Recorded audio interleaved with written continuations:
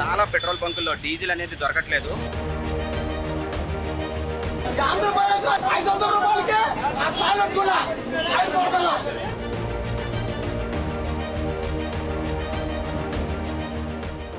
Petrol diesel కొరతతో ఏపీలో జనం అల్లాడిపోవడం, గంటల తరబడి మండు టెండర్లో కూడా వాహనాలతో బారులు తేరడం కనపడింది కదా. మీడియా మాత్రం చాలా వాటంగా అసలు సమస్యని, కారకుల్ని కవర్ చేసేసి ఇష్యూని డైవర్ట్ చేసేందుకు ట్రై చేస్తున్న తీరు చూస్తూ ఉంటే ప్రజల కంటే మీడియాకి రాజకీయ లక్ష్యాలు ఎంత ముఖ్యమో మరొకసారి మన కళ్ళ ముందు కనపడింది కదా.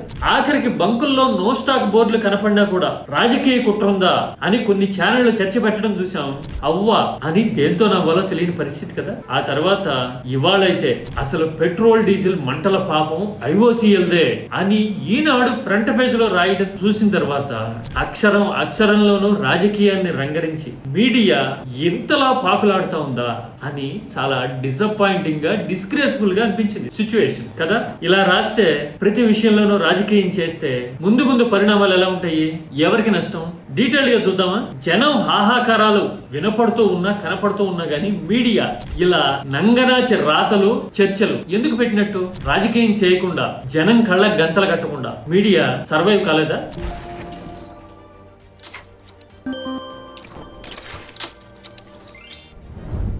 దెబ్బ తగిలితే ఆయింట్మెంట్ రాస్తాం కదా, ముందు చల్లగా ఉంటుంది, ఆ తర్వాత కాస్తో కూస్తో ఆ నొప్పో వాపో తగ్గడానికి అవకాశం ఉంటుంది. అదే మీడియా ఉన్నట్టు రాస్తే గనక ఆయింట్మెంట్ లాగానే ముందు కాస్త జనం చల్లబడతారు, వాస్తవాలు, గ్రీవెన్స్, మన ఆవేదన కనపడినాయి అని సమాధాన పడతారు. కనీసం ఈ కామన్ సెన్స్ ను కూడా ఏపీలో మీడియా ఎందుకుని గాలికి వదిలేసి రాజకీయాలే చేస్తా ఉందో ఒక్కొక్కసారి ఆశ్చర్యం వేస్తా ఉంటుంది. ఆఖరికి పెట్రోల్ డీజిల్ అంటే జనం బతుకులకు సంబంధించింది కదా, కేవలం వాహనదారులకే కాదు ప్రజలందరి మీద ప్రభావం చూపుతుంది కదా.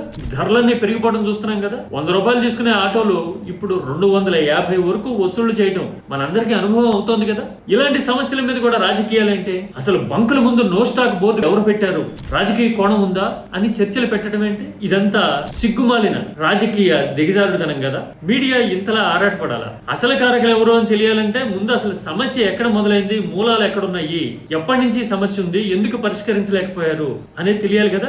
ఆ విషయం మీద ఒక్క మీడియా సంస్థ అనేది దృష్టి సారించిందా? సారించకపోగా రాజకీయ కుట్ర ఉంది అని చర్చలు పెట్టినాయి. ఇవాళ అయితే ఈనాడు ఫ్రంట్ పేజ్ లో చూడండి, పెట్రోల్ డీజిల్ మంటల పాపం IOCL that, Indian oil corporation that. ఎందుకు అంటే చెప్పారు చూడండి ఎంత సొంపుగా ఉందో. ఈ వార్త చూస్తే ఆశ్చర్యం వేసింది. అదేంటి లాజిక్ ని గాని, జనం విచక్షణ గాని ఈనాడు ఇంత చులకనగా చూస్తుందా, కనీసం ఆలోచించట్లేదా అనిపించింది. ఏం చెప్పారు? ఐఓసీఎల్ వాణిజ్య అవసరాలకి పరిమితి విధించిందిట. ఆ విషయం ఇంతకు ముందు ఎప్పుడో జరిగిందిట. జరిగితే ఇలాగా వాణిజ్య అవసరాల మీద పరిమితి పెట్టారు అని తక్షణం ముఖ్యమంత్రి దృష్టికి తేవాలా అక్కర్లేదా? తెచ్చారా లేదా? తెచ్చినా చర్యలు తీసుకున్నారా లేదా?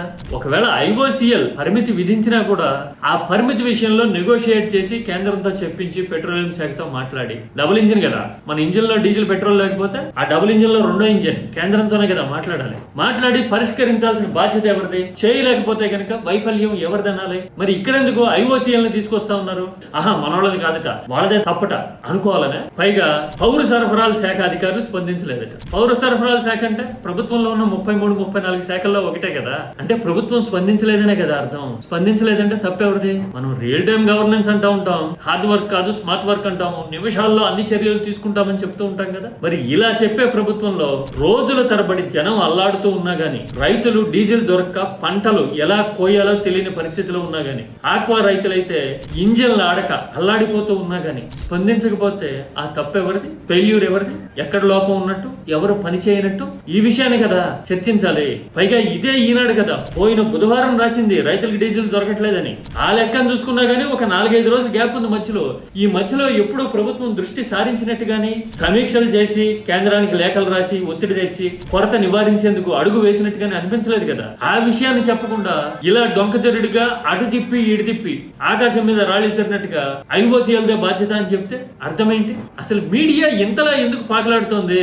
అధికారంలో ఉన్న వాళ్ళ మీద, బాధ్యుల మీద అసలు జనానికి ఆగ్రహమే రాకూడదు, ఆలోచనే కలగకూడదు అన్నట్టుగా ఇంతలా వెంపర్లాడాల్సిన పరిస్థితి ఏంటి? పాలసీల విషయంలోనో, పథకాల విషయంలోనో, పబ్లిసిటీ విషయంలోనో వెంపర్లాడారంటే అది ఆర్థిక సర్వైవల్. రాజకీయంగా మీడియా, పార్టీలు ఏకమైపోయాయి కాబట్టి ఇలా నడుస్తా ఉంది. ఇది మన దౌర్భాగ్యం అని సరిపెట్టుకోవచ్చు. కానీ జనం సమస్య కదా ఇది, కళ్ళ ముందు కనపడతా ఉంది. ఇలాంటి విషయంలో కూడా వాస్తవాలు చెప్పకుండా ఏదేదో డొంక తిరుగుడుగా మాట్లాడడం, రాయడం చూస్తా ఉంటే ఇలాంటి ధోరణి తిరిగి తిరిగి అధికారంలో ఉన్న వాళ్ళకి తిప్పలు తెచ్చిపెట్టి అల్టిమేట్ గా కొంప ముంచే ప్రమాదం కనపడతా ఉంది. ప్రతి విషయంలోనూ మీడియా ఇలా అడ్డగోలుగా రాస్తే, కవర్ చేసేయాలని ట్రై చేస్తే, భుజాన వేసుకుంటే గనక రేపు ఒకవేళ ఉన్నదన్నట్టు చెప్పినా గానీ జనం నమ్మే పరిస్థితి ఉండదు. ఎందుకంటే విసిగిపోయి ఉంటారు. ఈ మీడియా అన్ని దొంగ అబద్ధాలే చెప్తుంది, రాజకీయంగా కొమ్ము కాస్తుంది అని నిర్ధారణకు వచ్చేస్తే గనక అల్టిమేట్ గా ఈ మీడియా కొమ్ము కాయాలనుకున్న రాజకీయ పార్టీకి, నాయకత్వానికి దెబ్బ. ఆ విషయం ఎందుకు రియలైజ్ కావట్లేదు మరి? చాలా పెట్రోల్ బంకుల్లో డీజిల్ అనేది దొరకట్లేదు.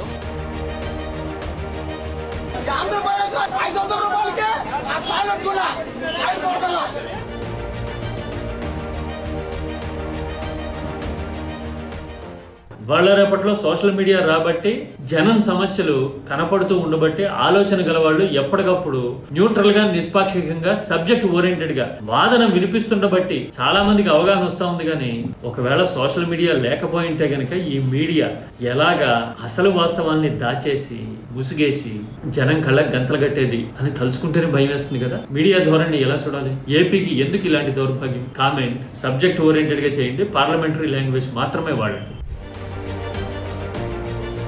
చాలా పెట్రోల్ బంకుల్లో డీజిల్ అనేది దొరకట్లేదు.